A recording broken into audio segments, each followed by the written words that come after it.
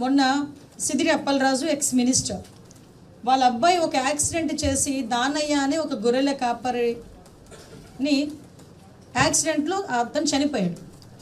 ఆ కొడుకుని రక్షించుకోవాలన్న తపనతో వేరే వ్యక్తిని అక్కడ పెట్టి పోలీసులను కూడా మభ్యపెట్టిన కారణంగా అతని మీద కేసు పెడితే చనిపోయిన వారి ఇంటికి వెళ్ళి వీళ్ళు పరామర్శించరండి.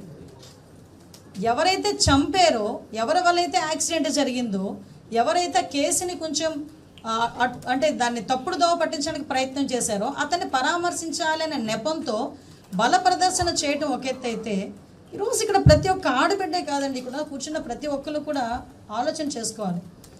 ఒక మహిళా ఎస్ఐ డ్యూటీలో ఉంది, తన పని తను చేసుకుంటుంది.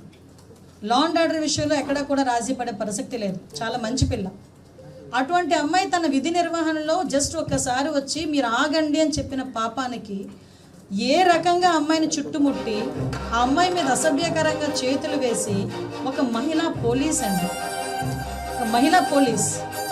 ఇక్కడున్న ప్రతి ఒక్కరు, నేను ఎందుకు ఈ మాట పర్టికులర్గా చెప్తున్నానంటే మీలాగే ఇక్కడ కూర్చున్న చాలామంది మహిళా జర్నలిస్టులు నాకు మెసేజ్ పెట్టారు, అక్క మహిళా ఎస్ఐ మీద ఇలా జరిగితే రేపు పొద్దున మీరందరూ ఉన్నారని మేము బయటకు వచ్చి జర్నలిజం చేసుకుంటున్నాం, మా పరిస్థితి ఏంటి రేపు పొద్దున మా ఒంటి మీద చేయి పడితే అని వాళ్ళు క్వశ్చన్ చేస్తూ ఉంటే, ఎస్ ఒకసారి కనీసం తర్వాత వాళ్ళు ఎలాంటి కవరప్లు ఇచ్చుకున్నారో మీకు తెలుసు. ఆ అమ్మాయికి ఏదో ఒంట్లో బాలేదని పక్కకి తీసుకెళ్ళే పద్ధతి అదా అండి? ఒక్కసారి పక్కకి తీసుకెళ్లే పద్ధతి అదా? ఇక్కడున్న ఎవరైనా సమర్థిస్తారా? టీవీల ముందు కూర్చొని చూస్తే ఎవరైనా సమర్థిస్తారా ఇటువంటి రాజకీయాల్ని, ఇటువంటి వ్యక్తులను సమర్థిస్తారా?